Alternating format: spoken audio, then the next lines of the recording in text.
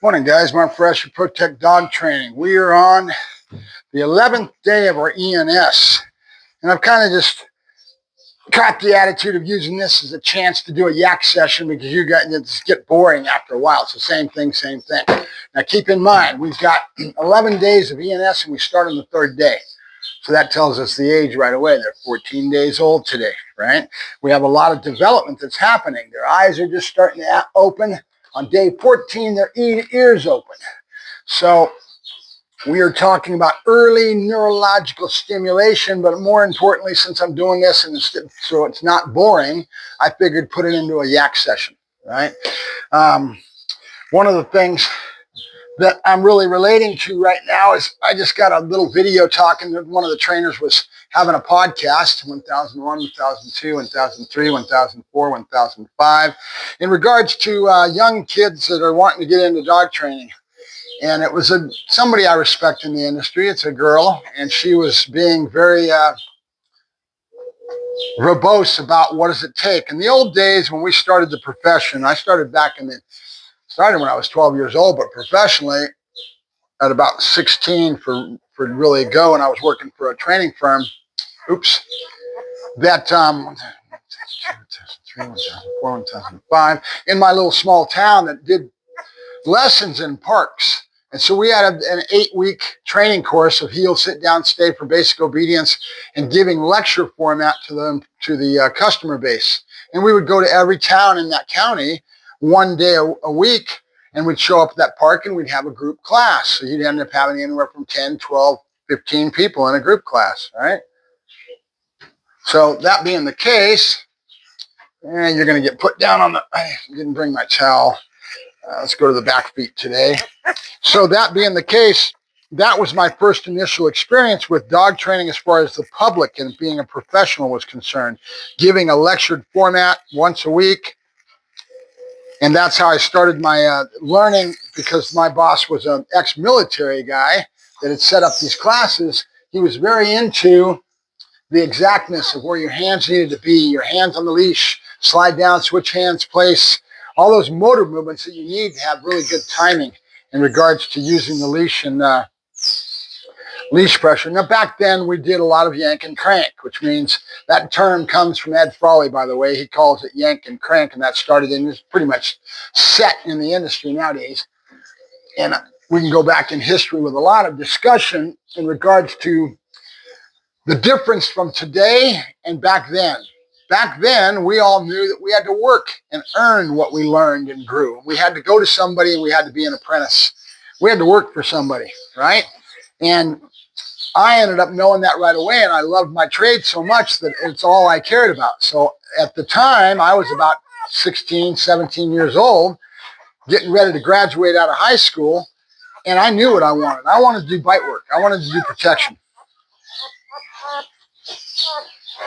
So that being the case, I ended up, dang it, why did I do that? Going to getting a job prospect through that gentleman that knew this person in the Bay Area that had one of the largest training facilities.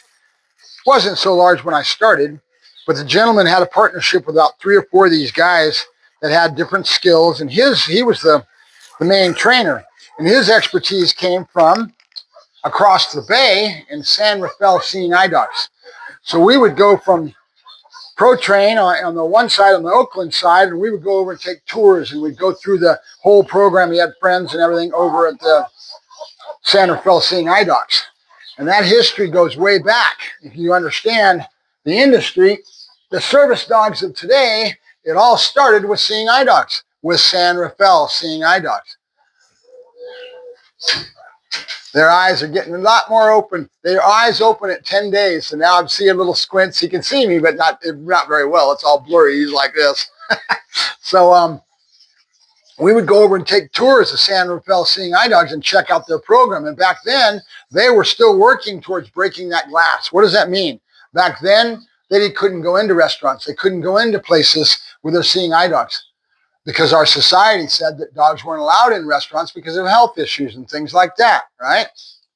So They were the ones that broke that glass ceiling and got their program to be allowed to be on buses and to go out places and start to become a public fixture as far as what those dogs do for their owners as far as their not being able to see. And the program has been exponentially a success. And now you have 3 or 4 of these different facilities throughout the United States doing seeing eye dogs. But it all started with San Rafael Seeing Eye Dogs. Now, they broke the ceiling as far as the glass in a lot of different areas. One, getting the dogs to be allowed to go into public places, right? And then from that branched off the service dogs of today, right? And now it's branched off to a point where you have service dogs that are allowed into restaurants, into places they weren't allowed in. And it's become more and more acceptable in our society to have a service dog that fulfills a function for their owner, because there's all kinds of problems of frailties that you may have based on your health, and it's a customizable type of a training for service dogs. Meaning, and this gentleman's now outside of San Diego right now, and he's retired. I think he sold his business. He might live in the house, but he's a consultant, right? He sold it to some other people. And so ProTrain became one of the largest training facilities in the Bay Area back in the 80s. They had 5 pet stores. They branched into having pet stores and having their huge when I was there, I was one of the fledgling students for him to put together his training for the trainer, right? And so he was using me as a guinea pig. And because of my passion and drive, it worked really well because I could learn and grow, and he was putting this whole thing together. And he still has a training school for students. And his handle is the Dog Man. And I won't give you his full name, but he's up in the San Diego area now. And again, he's retired. I think he sold the business. Somebody else that's running the day-to-day business, but he's still there. And they grew into 5 different pet stores, and they were taking their clients out of those pet stores and going to the training facility for inboard, right? And I don't know what else they did. I wasn't around at the time. I was there when it first started. I was on San Pablo Avenue in the middle of the hood in San Francisco, or actually it was Oakland, and in Oakland, California. And their first kennel, I think we had like 100 runs. And I lived in the back in a little small trailer. You ever see the Lucy and Desi Arnaz where they went through that one movie thing that they went down the road and they had that little trailer they were pulling as they were traveling? That trailer was exactly the teardrop type of trailer that I lived in for 2 years in the back of that facility. So eat, breathe, sleep dogs, get up in the morning, handle all the chores and things we needed to do, scooping the kennel, washing bowls. We had a bank of those nice metal kennels for the puppies, and we had puppies, Rottweilers, Shepherds. I mean, we had a lot of different litters that we had that we raised and sold. It was a hell of a great way to get my career started. But the problem with today's society and what we've got now with the new generation is that these kids watch these videos, and it's really crazy. And then they start thinking they can go out and train dogs. And then they end up going and they take that and they get into bite work. And they get into these bite sports like PSA and Schutzen and whatever it may be. And they may have one dog and they're learning and growing, but they only have one dog. And then they're catching dogs. Just because you can catch a dog doesn't mean you're a trainer, right? So they end up getting to a point where they think they know what they're doing, and they go out and they create a business without having any knowledge of structure, admin, how to answer the phone, how to deal with customers, all of it, right? And they just create something out of their own imagination, and there it is. And so there's a multitude of different attitudes and philosophies as far as being a trainer because of what's happening in that regards. And I always tell kids all the time that come at me, 1001, 1002, 1003, 1004, 1005, you little squirmer. This is a boy, and he's just fighting like a son of a gun. Nice. He's a smaller one, but he's going to be a good one. I got to get my bows. I got to get my things on the back of the. Look how relaxed they get when they're on their back. I love it. So I'm observing and watching their evolution as far as their growth and maturity that happens with their senses coming alive. Right, the eyes have just opened up. And their ears are going to open up on day 14. So we're at what we were talking about. We're at day Hey, we might have ears opening up now. Wait a minute, 11, 12, 13. Yeah, we're on the 14th day. So these ears are starting to open up within the next few days. You're going to start seeing things for them to hear. And I'll be able to start, making noises and seeing if they turn or, and all the senses come together as they start to mature. I like it. He was struggling like a son of a gun, but he took the cold cloth without any squirming at all. I said, so that tells me that he knows it's going to be over with. All he's got to do is maintain it, right? So back to my evolution as a professional in the trade, back then we knew we had to apprentice under somebody, right? We had to go pay our dues, go work, go scoop shit, go doing all the things that you need to learn to be a better trainer. And it was a pet quality. A lot of the dogs came at me. I've worked every dog you can think of. Poodles, Chihuahuas. I always tell people I've worked every dog you can think of. At one point in time, I've dealt with that dog. So in other words, I always try to tell people this: dogs under your belt. 1001, 1002, another squirmer. I like it. 1004. Now there's a lot more fight in these guys because again, their senses are starting to open up, right? They can probably start to hear my voice at this point in time. Before, it's only been vibration, and we're on a kind of a flimsy little made-up floor that we put in here with plywood. So, wanting to back off of that quick. Okay, we're done. All right, so I'm always telling people when I do my videos and I'm talking to people about how to become a better trainer, go work for somebody for 2 years. Pay your dues. Get out there and work and don't realize that you have to scoop shit. You have to clean kennels. You have to know how to disinfect. You have to know the shot cycle that I need. I need to know that I need to do shots up to 16 weeks of age. I need to have knowledge that I know and understand from somebody that's already been there, that you're working under, right? That's an apprenticeship program. There's plenty of work out there. Just make a phone call, contact people, ask if they would do it. Now we have these shadow programs. What's a shadow program? It's not bad, don't get me wrong, but you're just showing up and you're giving, and you're not living it. When I did it, I slept in the back of kennels up and down the California coast. Eat, breathe, sleep dogs. I was what I call the secret in the back room, right? I'm good at what I do, but I have a resource. I'm trying to survive. I'm not a good businessman. I'm not very, smart in that regards. I'm not like Oscar has done a great job. Colleague and a friend of mine that's in the industry here in the Bay Area, in the LA basin, and he's done everything perfect. And he's me. When I first started my first business after I worked for Pro Train and I came back to my little hometown, was back in the 80s with the same thing. A Republican president that screwed up our economy, and I was doing everything I could to try to, and I wasn't going to win. We're in the same situation now. Everybody's hurting. Everybody's hurting, trying to survive. Higher gas prices, which will transfer into the food, which will transfer into everything that we have, and the prices are going to go up even more, right? We're in a situation, different conversation, okay? But bottom line, I wasn't able to make a success of it. So I gave myself 5 years. When I started that business, I told myself at 20, whatever, how old I was when I started it, was that I was going to give it 5 years of a go. And if I couldn't make it in 5 years, I had to go out and get another job and survive, right? And that's what our society's kind of turned into. You don't have a job that gives you a 20-year career anymore, which is what I thought when I was working security for a pharmaceutical company. And I thought, hey, I got it, but I wasn't training at the time, right? So in a nutshell, pay your dues, guys. Get out there, make some phone calls, and realize you're going to have to work to get good. Otherwise, all you are is fake. You're placebo. And most of them, that's why you hear me talking about it all the time. Hanging up a shingle and just saying, poof, I'm a dog trainer. It's far from the truth to be, and that's kind of what happens in our industry. And then it's buyer beware as far as the public, because you're good at the marketing. And you got all this marketing going on right now with these guys doing all the video and doing these marketing programs and makes you look all good, all that gloss, all that fancy, right? But you really don't know your ass from a hole in the ground when it comes to the physical, actually understanding the animal and his wiring and what makes him tick. So really what it comes down to, and I try to tell the kids this all the time, and this is what this trainer was talking about online that I really have a lot of affinity for. She was saying it exactly how it is. You want to be a good dog trainer? The answer is how many dogs you have under your belt, because no dog is ever the same. They're never the same, because the dog is a product of his owner. And when the owner makes these mistakes and that dog kind of goes sideways, you've got to analyze the animal when he comes in and the customer. It's not just the dog.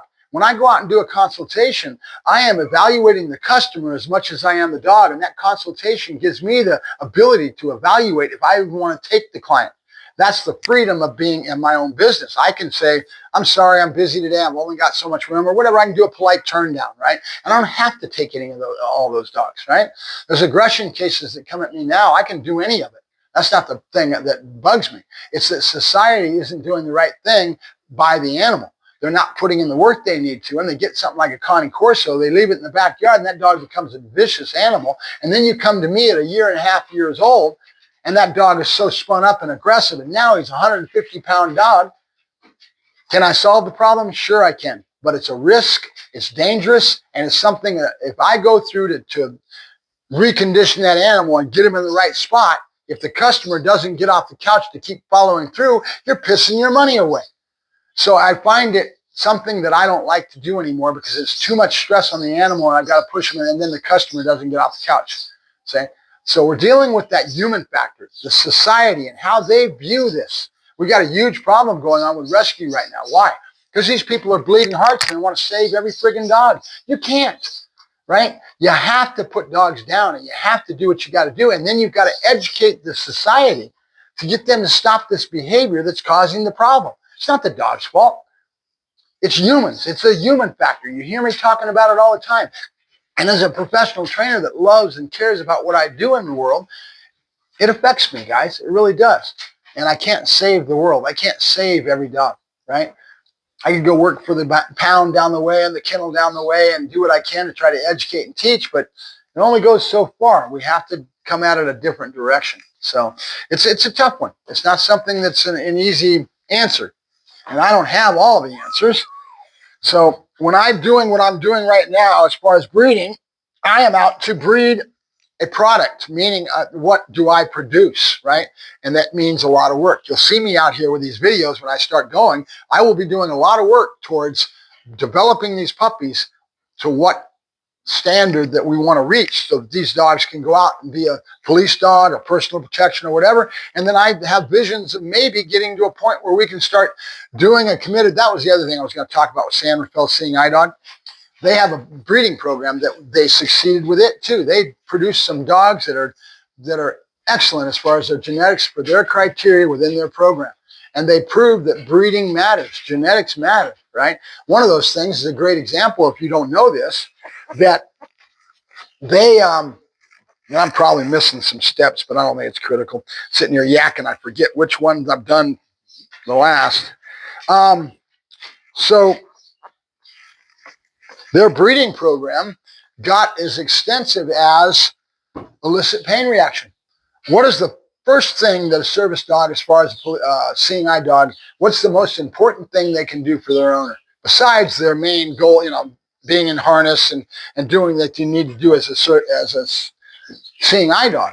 What's the most important thing? Do you know it? You probably don't. The most important thing is to be unobtrusive, to be able to blend in society where the people and the public don't even know the dog is there. Why? Because they built that program that way because back then they had just broke the glass ceiling and the public views it a different way.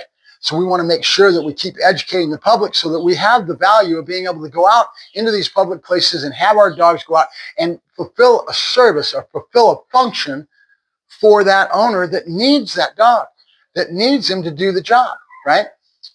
So, and maybe tomorrow we'll talk about it, but I want to get into some of this as far as what's happening in our society with service dogs and emotional support dogs, right? And what happens. We're starting to see the corporations start to get educated a little more. They're starting to be educated to the point where now they're putting signs up, service dogs only allowed. For the longest time, you could go in and people always take advantage of the system. So they're getting their dogs on planes or going, and the dogs have no training at all. Just because I go buy a vest, and there's people that do this all the time. They don't care about anything other than having their dog to be able to go to the restaurant with, right? Irritates the hell out of me because that trainer that's training that dog in the right way and fulfilling a function for his clients and working his ass off to create a program for service dogs, seeing eye, whatever it may be, you're pissing on him, right? Because they're working their ass off and then that person comes in.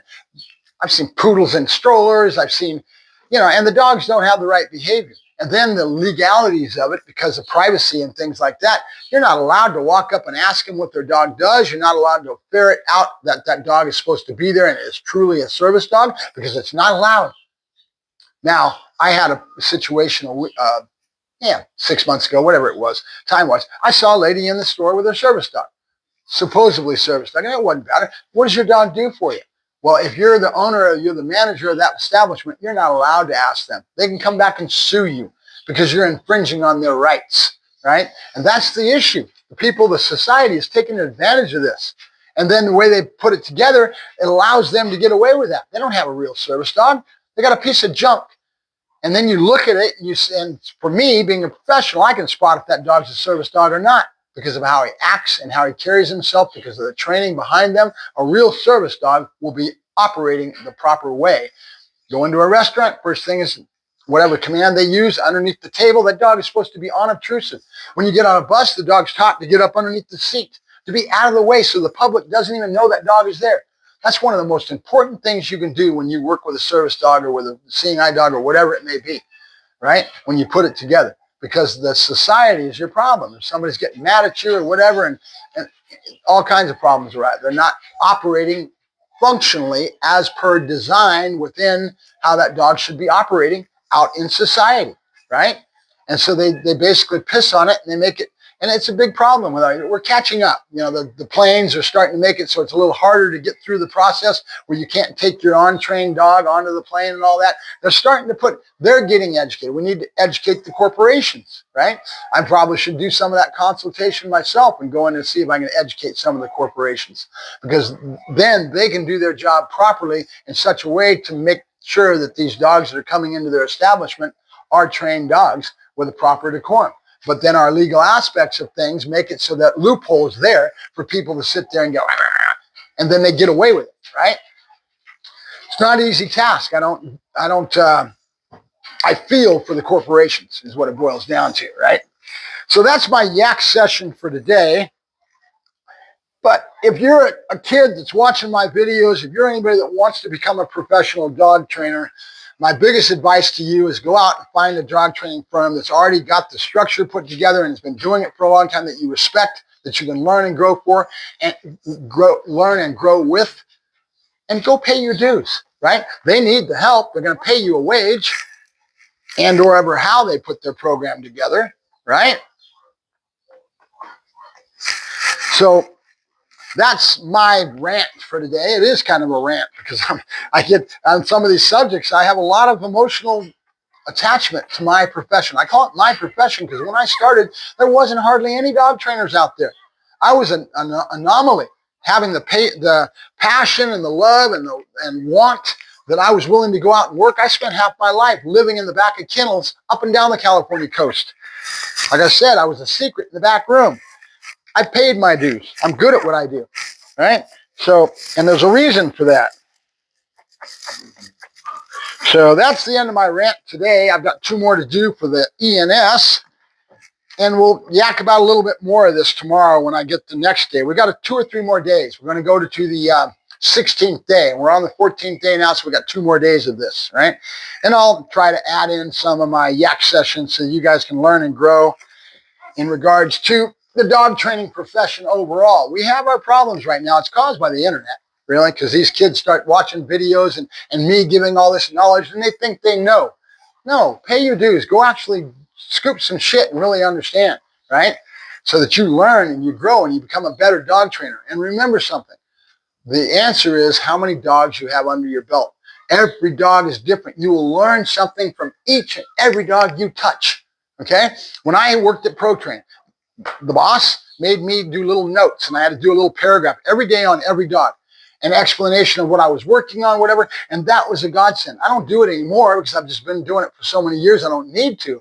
But back then, that was a learning process too, because I could go back and read that and go, oh, cool, and the learning and the growth from that was bitching, right? So if you're a training firm and you got an employee that you're going to let come in and start learning and growing with the profession, create a book that he's got to do that and have them do that every day. And then every now and then my boss would walk over and say, let me see what you got going on. And he'd look at the book And he'd go over it with me and we'd talk about it. And it was just such a way of learning and growing. But my mind was so in tune with it because I was writing these notes every day. I had my journal, right? And I worked my way up to where I could handle 10 dogs at a time in all kinds of different phases, right?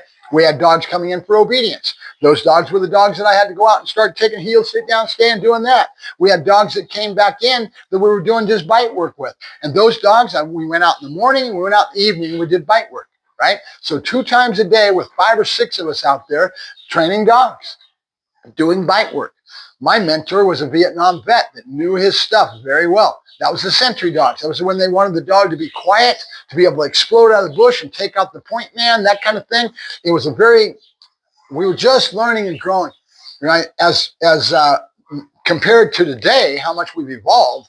What he was doing back then was these test programs that the military was doing under real application. Dealing with that in the bush, right, is a totally different way than dealing with urban and having to kick indoors and go into all that Middle East type of an environment, right? The dogs are trained totally different. They're doing a different thing. Laser pointers to go in strong, that kind of thing. Finding a lot more EIDs and finding bombs and bomb dogs really used real heavy, right? The Vietnam was a totally different thing, and that was it was brand new, right? And back then, my mentor gave me a lot of, we bullshit, we drinking beers at the end of the night or whatever. We did a lot of conversations. He told me about a lot of secret programs that they were doing. They were using the dogs to go down into the holes and clean out and they would come out. He would tell me they would be all bloody and be screaming and yelling down below, and the dog would come out. There wouldn't be nothing wrong with the dog.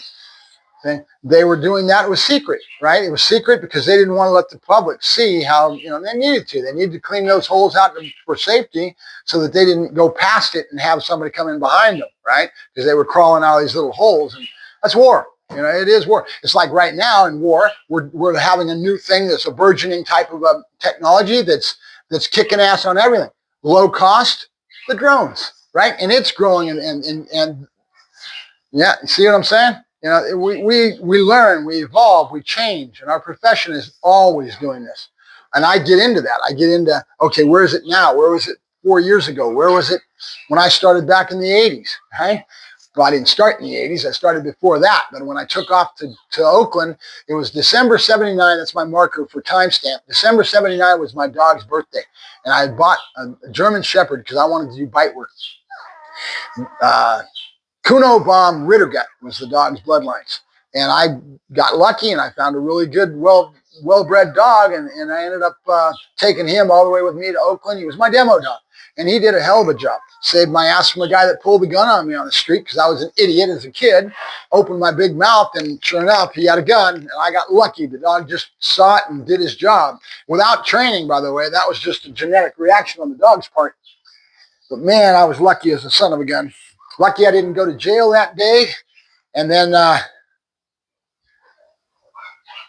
lucky I didn't get shot. There's a long story with that one. Maybe I'll tell that story tomorrow. Who knows? So I've been there. I've done that, right? A lot of years doing what I do and a lot of years of just saturating myself in the industry and learning and growing everything I can. And the only thing I haven't really been attracted to and haven't got into, and you guys can say it's because I'm not a good trainer or whatever, I do not like getting into sport because of the human factor that's involved with that, the politics. You see it happening now. Go look at yourself some PSA. See how many decoys and things are writing letters and quitting their positions. No idea why. It's none of my business. Like Oscar says, stay in your lane. He's right. But it's interesting to see this stuff. What's happening in PSA that's causing people to quit. And that whole culture, right? Every sport has its own culture. Realize that. IGP, things like that is driven by a certain culture, right? And you can learn from each one of these people who are the leading force in that culture, right? So, and lately I've been hanging around Black Mask Canine, who's heavy into PSA. And he's a good guy, but we've known each other for 30, 40 years. We go all the way back to Caesar Milan. When I was hanging around Caesar, he had his own class with him and O.J. McKnight, right? So I've got a lot of history, a lot of pride and love for what I do. And as usual, nobody even knows I'm here because I've basically been canceled cultured. And that comes from a certain person that I know that's a friend of mine. And I know dang well he created this cancel culture. But it's also because I'm telling the kids that you're full of shit and they want to do what they want to do. So it's a reverse psychology type of thing, a reaction when I'm trying to get the kids to stop going out and just going, poof, I'm a dog trainer and hanging up a shingle. They're out there saying, I want to do what I want to do and I'm going to do it anyway. Well, that's natural. It's a human nature, right? So I created a lot of that on my own because I am pretty aggressive with being assertive and confident, right?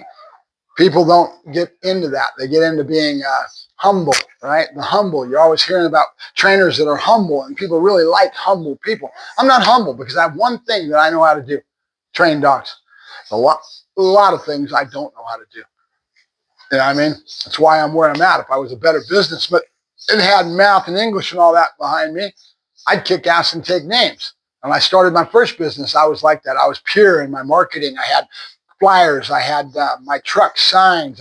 And nobody was doing that back then, right? But I was really into it, just like Oscar when he first started his business. Oscar is really cool because his marketing is always pure. He doesn't talk about nothing else. Like I get into all these other subjects. I'm into the anti-Trump, you know what I mean? All that stuff that I've got kind of mixed and mismoshed on my Facebook page. I am who I am. But Oscar is pure. He stays centered. He stays on it. And you see him and you go, wow, he's got a thriving business. You know, he's done good. I have a lot of respect and admiration for Oscar. It's just not me, you know? So, you know, you want to learn something, go out and work with somebody. Pay your dues. And if you need any help in that regards, give me a yell and I'll turn you into who I think you could go work with if you live in my area. You know, I know people that need help. They're always asking for kennel help. You start with kennel help first, you do that, and then when you work your way up, show yourself, prove yourself. You're on time, you show up to work every day, you do your job, and then sooner or later they're going to start handing you a dog to work and they're going to work with you towards becoming a trainer because they need trainers too. I can't do it all. I try. I'm a one-man army. But I fail in a lot of ways because I don't have people working around me. And I don't have Oscar's got a whole kids. He's got all kinds of kids. Ring Sport Club and started talking about starting a Schützen club, and I didn't see it go into fruition with that. But so it is what it is. All right, we're done with our ENS. We're on day 11. We got a couple more days. So that means the puppies are 14 days old. Their ears are just starting to open up. The eyes are already kind of open up. They start opening at 10 days. Ears start opening at 14, right? All right, I'll let you guys go. Mark Ferrasci, Pro Deck Dog Training, was somewhat of a rant. I apologize for that, but I am an emotional creature myself, right? That's what gives me the edge with being a trainer also, because I have the ability to give my emotions to the dog that he needs to learn and grow, you know? All right, we'll talk about more of it as we go along. We got 2 more days of yak session and doing ENS. Talk to you guys later.